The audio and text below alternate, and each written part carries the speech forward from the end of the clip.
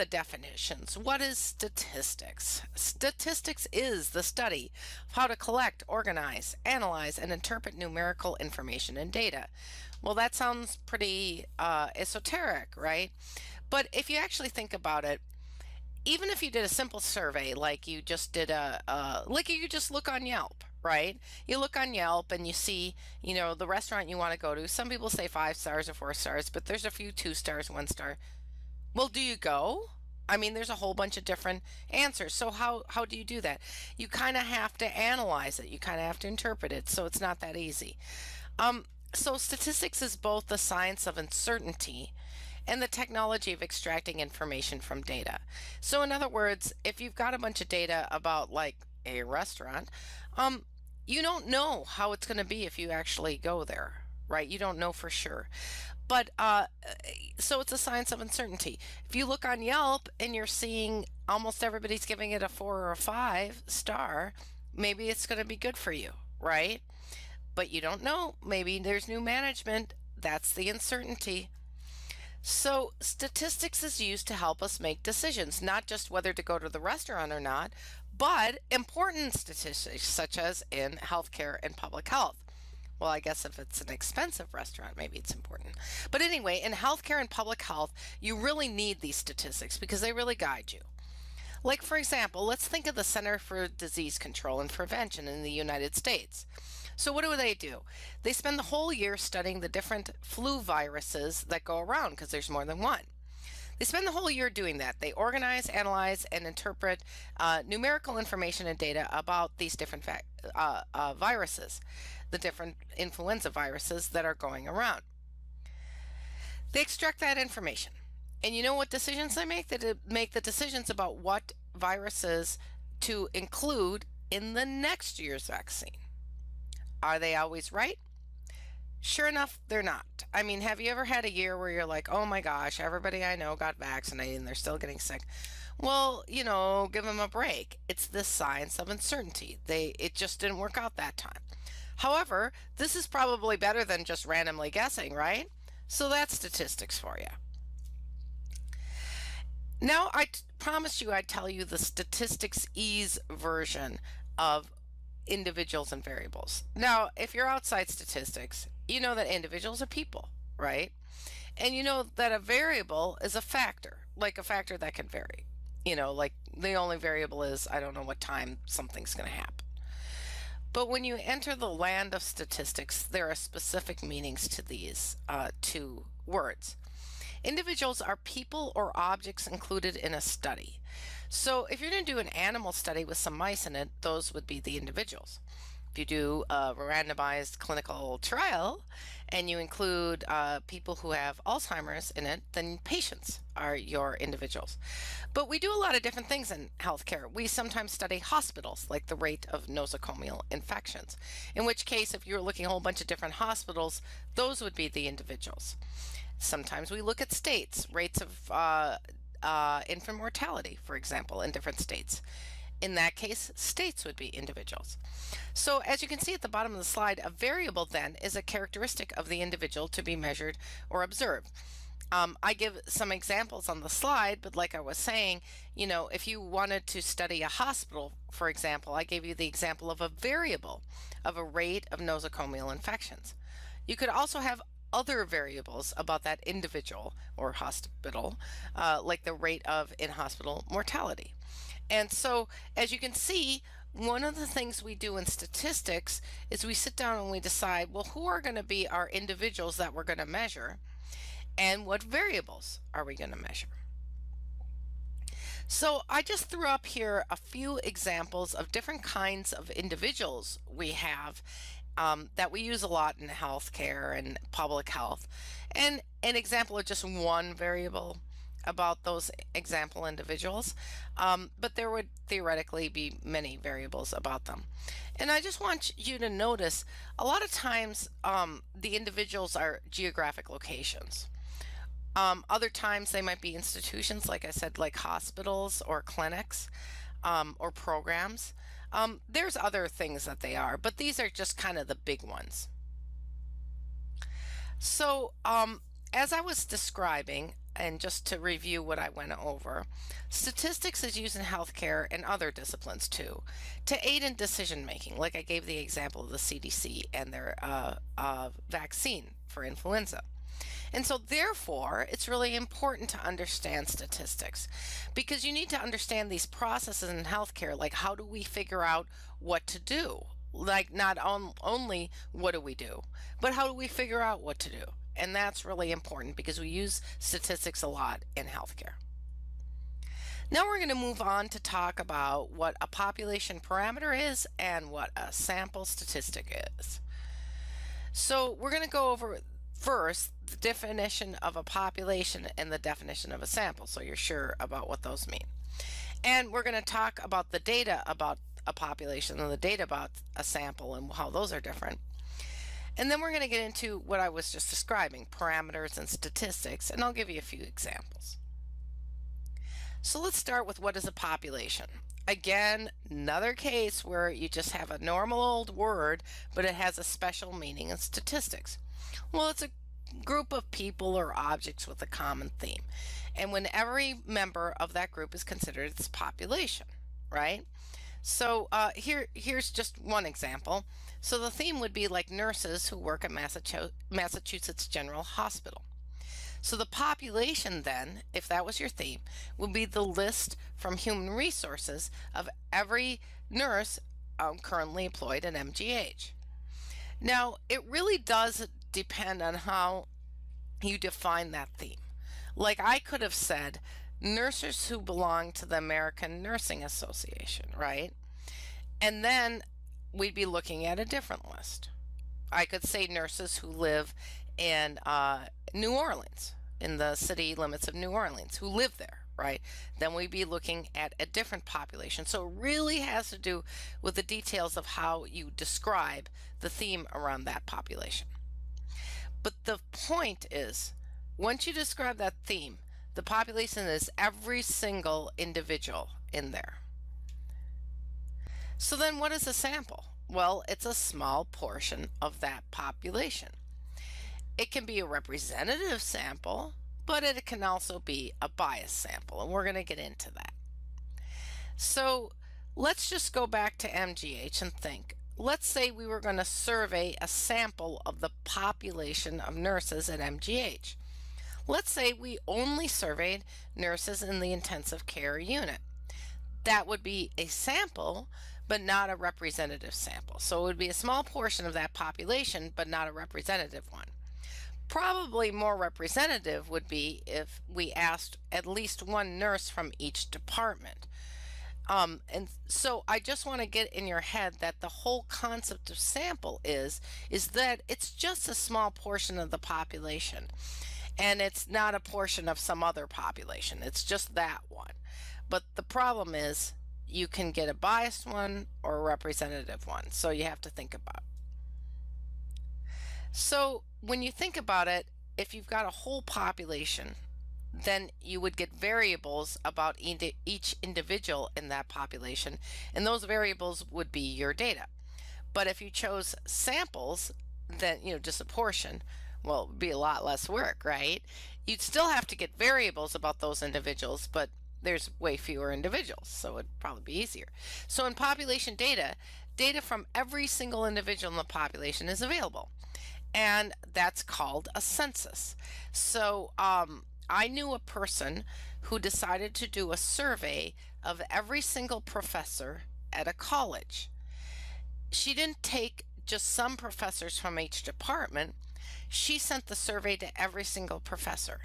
So she did not use a sample, she used a census. But in sample data, the data are only available from some of the individuals in the population. So if we go back to the researcher I described, if she had only taken some of the list, the email list of the professors at that college, then she would have been surveying a sample. And that's actually very commonly used in research studies, especially of patients. Why would you need to go get every, for example, kidney dialysis patient and study every single one? You only need a sample. And why is that? Because we have statistics. So I'm going to just give you a few examples of real population data in healthcare. You're probably familiar with Medicare. Medicare is the public insurance program in the United States for elders. So even my grandma was on Medicare when she was alive, and she was not a U.S. citizen. She was from India. So we really do a good job of covering our elders in the U.S. with Medicare. In fact, I even read a statistics that said almost 100% of people age 65 and over are in Medicare. And so therefore, if you download data from Medicare, they make it confidential. They just replace all the personal identifiers. But there's this thing called the Medicare claims data set for every single transaction that happens. Like if you're in Medicare and you go get some treatment, that's in there. So it has all the insurance claims filed by the Medicare population. Because it has everybody, everything, then that is population data. Also in the United States, every 10 years, the government hires a bunch of people to go out and survey a bunch of people, and also they send out a bunch of surveys. And the idea is to try to get every single person in the United States to fill out that survey, and that's called the United States Census. So now I'm going to give you sort of a mirror image of the sample data, okay? Remember how I was just talking to you about Medicare? People who are enrolled in Medicare are called Medicare beneficiaries, and Medicare cares what they think. So they do a survey of a sample of individuals on Medicare, and they do this kind of often. I think they do it once a year, I'm not sure, and it's a phone survey. They only do a sample because they're going to use statistics to try and extrapolate that knowledge back to the population of Medicare beneficiaries. Also, in case you noticed, the United States Census only takes place every 10 years. Do you think changes happen in between? Yep, lots of changes. Like even just think about Hurricane Katrina. That's very sad. It changed the population distribution in Louisiana very, very dramatically, and also other states around there. So how did they keep up? Well, they used the American Community Survey. The government does this, the United States Census Bureau. And that, again, is done by phone. And that's conducted yearly, and it's a sample. And so the U.S. doesn't know exactly how many people would be in Louisiana or anywhere else, but they can use statistics to extrapolate that from the sample of the American Community Survey.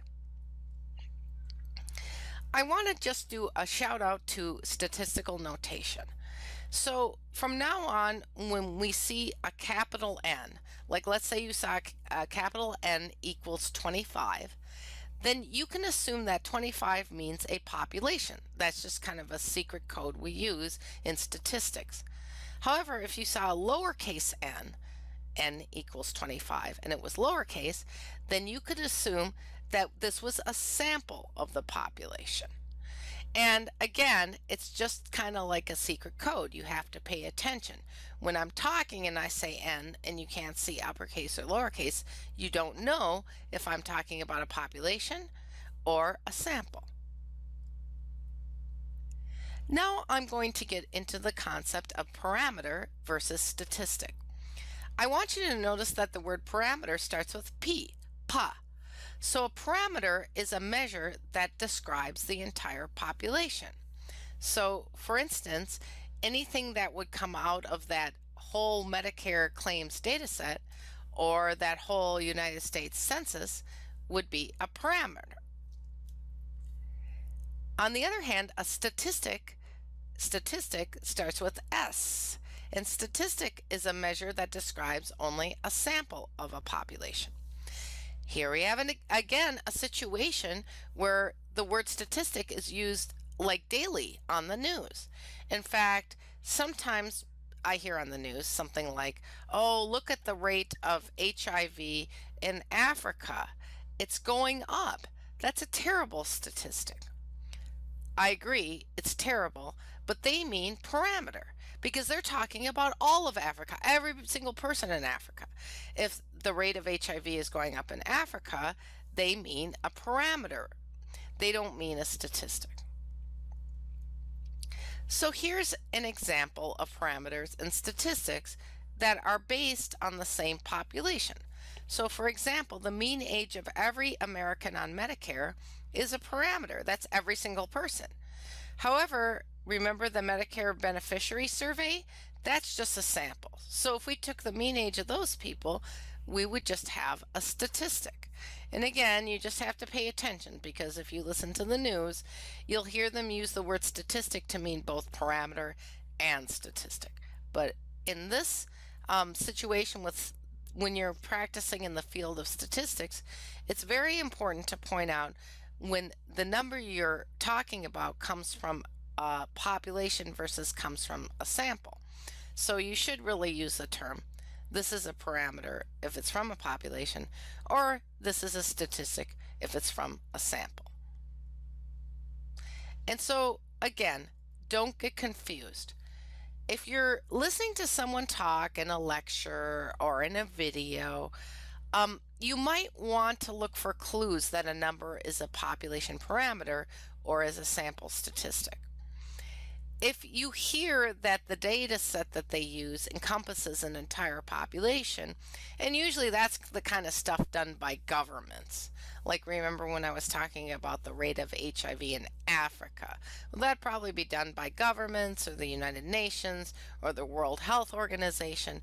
So when you're talking about numbers that might have come out of an entire population, usually done by the government, that's probably a population parameter. Clues that someone's talking about a sample statistic is if you hear them talking about a study that recruited volunteers. Well, then if it's volunteers, they didn't get everybody in the population, so it's going to be a sample. Also, like surveys. For instance, surveys about who people are going to vote for. Public opinion surveys. They're never going to ask every single person in a state, who are you going to vote for? They'll just ask a sample. So if you hear about a survey, you might even have them say N equals maybe a few thousand people because that's all they surveyed. And so that's a clue that we're talking about a sample statistic rather than a population parameter. Now I'm going to talk about the difference between descriptive statistics and inferential statistics. But first I'm going to remind you what the word infer means.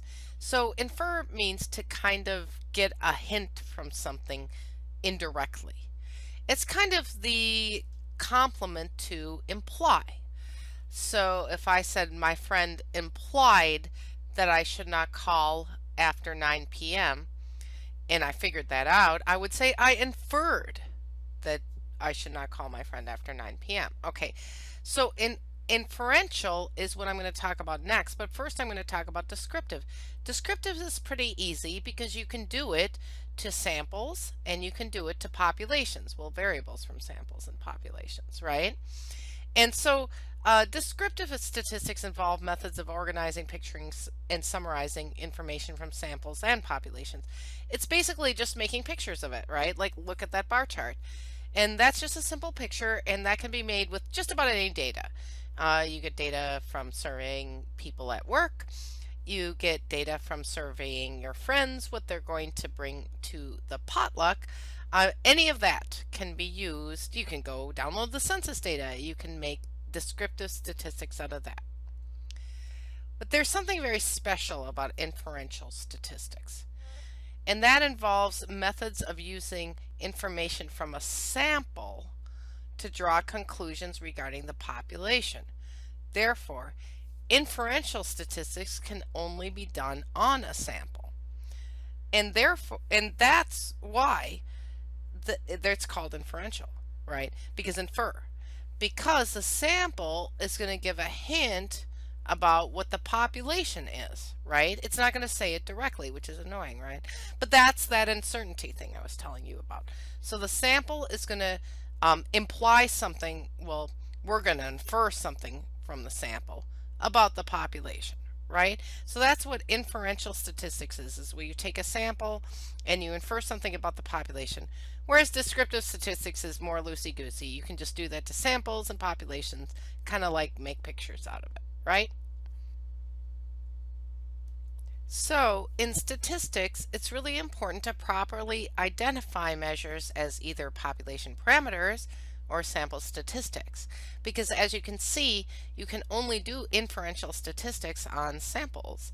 And so you have to really know what you're doing when you're doing statistics, what you're talking about, because different types of data are used for parameters versus statistics. Alrighty, now we're going to get into classifying variables into different levels of measurement. So remember our variables, right? Like we have individuals and then we have variables about them.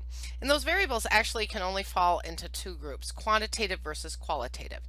And then depending on which group they fall into, you can further classify them as interval versus ratio or nominal versus ordinal. And I'm going to give you some examples of how to classify a few healthcare data types of variables. Alrighty, so I like to draw this picture.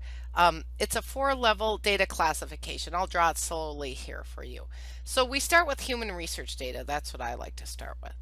All right, so we're going to split that into two. Remember I said that? We're going to start by talking about quantitative. Another word that's often used for that is continuous, but we're going to use the word quantitative. So what does that mean? That is a numerical measurement of something. So like this gives an example of temperature. So something with a number in it. I always think if I can make a mean out of it, it must be a quantitative variable, right?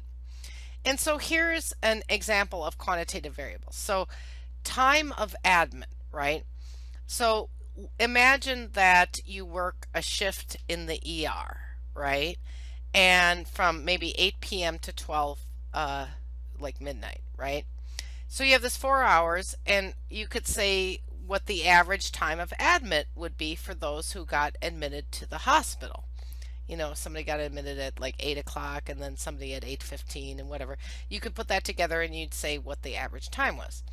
Also, like if you were doing a study and you were studying patients with a particular condition, like Alzheimer's disease, you could ask them their year of diagnosis, and then you could make an average of that. And so you know that that is quantitative. Systolic blood pressure is also numerical, and platelet count. And these are variables we run into all the time in healthcare, so we're used to that. This is quantitative.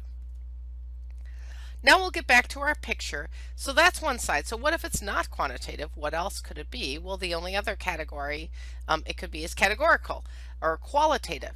I use the term qualitative, but some people use the term categorical, but that's kind of what it is that it's a quality of something or a characteristic of something like sex or race. So here are some qualitative variables in healthcare. Like you can have type of health insurance, like whether you're on Medicare or Medicaid or different types of private insurance. Those are all just categorical, right? You can't make a mean out of that. Also, country of origin.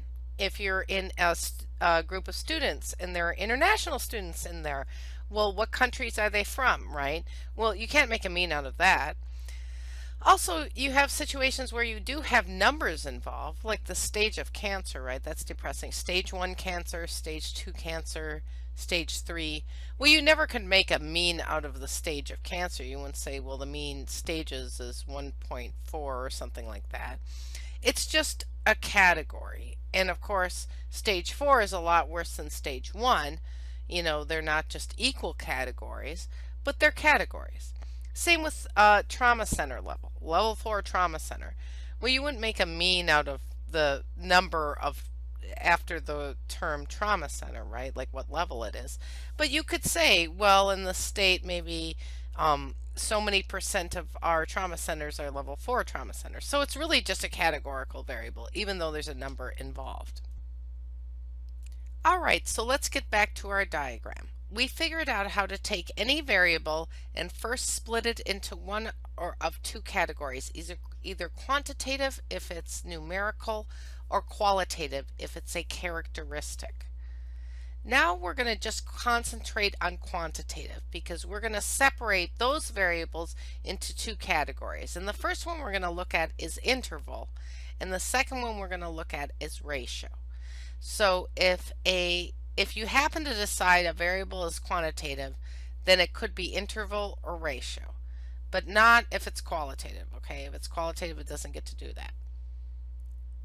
So let's look at interval versus ratio. So on the left side of the slide, we have interval, which is where it's quantitative and the differences between data values are meaningful. And ratio has the same thing. The differences between the data values are meaningful. What does that mean by that? Well, remember how I was talking before how level 1 trauma center and level 2 trauma center, those are really categories and not quantitative variables, because the difference actually between them is not equal. Especially if you think of job classifications that might go in 1, 2, 3, 4, like nurse 1, nurse 2, nurse 3, nurse 4. Or I worked at a job where we had office specialist 1, office specialist 2, office specialist 3. And you know what? The deal for going from office specialist 2 to office specialist 3 was really hard. You really had to do a lot there. But to go from 1 to 2 wasn't that hard. So that was a categorical variable, right? Because the differences between the values were meaningless, okay? Like the difference between OS1 and OS2 versus OS2 and OS3, they weren't equal. Whereas when you're dealing with a quantitative variable, regardless of whether it's interval or ratio, you're talking like years or systolic blood pressure. 1 year for you is 1 year for me. So that's fine, right? But here's where the difference comes in between interval and ratio. So all quantitative variables have meaningful differences between their data values, but this hair-splitting thing here is that in interval, there is no true zero. And in ratio, there is a true zero. And this is how I try to think about it. An interval means kind of like a space between two things. Like if you think of the word intermission as kind of like an interval. It's like an interval of time during a show where you get up and go to the bathroom and get some coffee. So that's interval. And so if you have something that's a space in between, that's not going to have a zero. It doesn't really start anywhere or end anywhere. It's in between. Whereas ratio, how I remember that is, I don't know if you remember from like high school, but you can't have a zero on the bottom of a ratio or a fraction. So that's the way I use a mnemonic, that ratio means that you cannot have a true zero. But how does this work out literally? Well, I'll show you. So let's go back to those examples I showed you of quantitative variables, right? Because those are the only ones we have to make this decision about whether they are interval or ratio. So these are these examples. Now I'm going to remind you that ratio has a true zero. Remember that little mnemonic I said, like don't divide by zero, and so like in a ratio. So they have a true zero. Well, let's think about it. It's not very pleasant to have a 0 systolic blood pressure because you'd be dead. Same with the platelet count. But it is possible, right? But now when we go on to interval, we can't have like 0 time, like time of admit, or year of diagnosis. There's no like year 0. So as you probably just guessed, ratio is where it's at in healthcare. There's not a whole lot of times when we have interval data, but we do, anytime you have a time. So you got to keep that in mind, that if you want to split your quantitative variables into either interval or ratio, you got to keep this in mind, the difference between the true zero and the no true zero. Okay, here's our handy dandy diagram. We've just gone through the tree classifying quantitative data into interval versus ratio. Now let's go pay attention to the other side of the tree, qualitative. So how do we split those? Well, we can split those into nominal versus ordinal. All right. So nominal applies to categories, labels, or names that cannot be ordered from smallest to largest. Okay, like I kind of think of when they have an advertisement, they say for a nominal fee you can do this. It means it's small. There's almost no difference. And so that's why I say there's no difference, it's not smallest to largest, it means they must be equal. That's how I remember it in my mind. But then ordinal applies to data that can be arranged in order in categories. But remember that thing I was saying about quantitative? It's not quantitative, right? Because the difference between the data values either cannot be determined or is meaningless. Like I was talking about with cancer, especially, if you go from stage 3 to stage 4, that's materially different than stage 1 to stage 2. So you really can't determine those things. So this is where we're going to get into that. It's ordinal. It's arranged in categories that can be ordered from smallest to largest.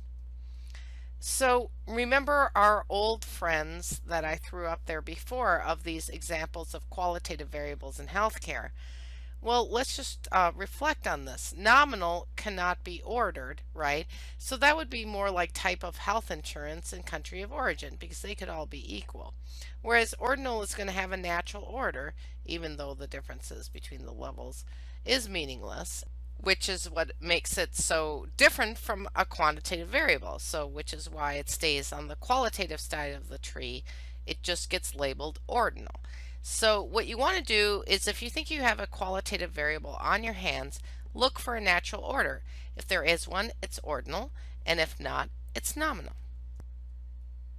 So all data can be classified as quantitative or qualitative. So if you have a variable, that's the first split you can make, is the difference between quantitative and qualitative. But once you do that, you can further classify it as interval, ratio, nominal, or ordinal. And it's really important to know how to classify data in healthcare, as you'll find out later, because depending on how you classify it, you might be able to do different things with it in statistics. Alrighty, so what we went over was the definition of statistics, and we talked a little about why you use it and how you use it, especially in healthcare. We went over what it means to talk about a population parameter and a sample statistic, and we went over some examples about them. And then we talked about classifying variables into the different levels of measurement, and even talked about a few examples there. So I hope you enjoyed my lecture.